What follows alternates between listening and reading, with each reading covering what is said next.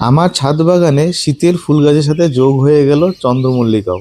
প্রতি বছরই করি একটা দুটো করে, এই বছরও 4টে গাছ নিয়ে এসেছি। প্রত্যেকটা গাছের মধ্যে কিন্তু দু একটা করে কড়িও আছে। একটু কষ্ট লাগলেও সেই কড়িগুলো কিন্তু এখন রাখা যাবে না। যদি এই কড়িগুলো রাখি তাহলে কিন্তু গাছ গ্রোথ নেবে না, শুধু ফুলের দিকেই মানে ফুলটাই ফুটে যাবে। তাই আমি গ্রোথ যাতে আরও বেশি করে হয় এবং আরও বেশি করে ফুল পাই, তার জন্যই এইটা পিঞ্চিং করে দেওয়া। আমার পুরনো টব ছিল, সেই টবগুলোকে ইউজ করছি।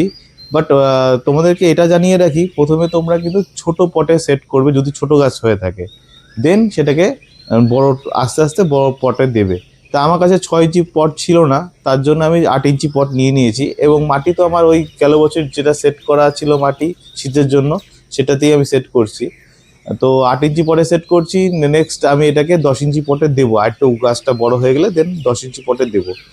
তোমরা মাটি যখন নিয়ে আসবে, মানে গাছ যখন নিয়ে আসবে, যদি ছোট গাছ নিয়ে আসো তাহলে তো কিছু বলারই নেই, ওটা তো ওইভাবেই সেট করবে। বাট একটু বড় গাছ যেমন আমি নিয়ে এসেছি, এরকম বড় গাছ নিয়ে এলে যখন প্লাস্টিকটা কেটে দেবে, মানে প্লাস্টিকের যে প্যাকেটটা কেটে দেবে যেটা আমাদের চারাটা থাকে, কাটার সাথে সাথে কিন্তু ওই রুট বলটা একটু ভেঙেও দিতে হবে, মানে রুট বলে যে মাটিটা একটু ভেঙে দিতে হবে।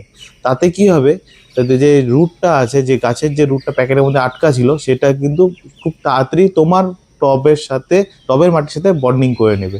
তাতে গাছটা খুব তাড়াতাড়ি গ্রোথ নিতে পারবে এবং খুব তাড়াতাড়ি গাছটা বাড়তে পারবে।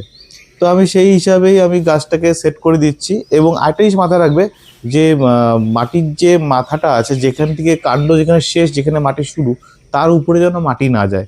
শীতের গাছের এই একটু প্রবলেম হয়ে যায় যদি মাটিটা তার কাণ্ডের উপরে চলে আসে।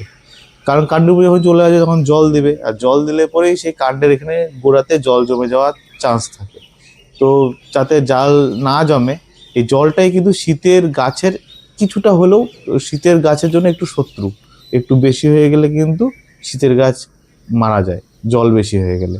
তো আমি এইভাবেই প্রায় 4টে গাছকে সেট করে নিচ্ছি, খুব সাবধানে সেট করছি। আপাতত ওই যে বললাম 8 ইঞ্চি পটে সেট করছি সবগুলোকে।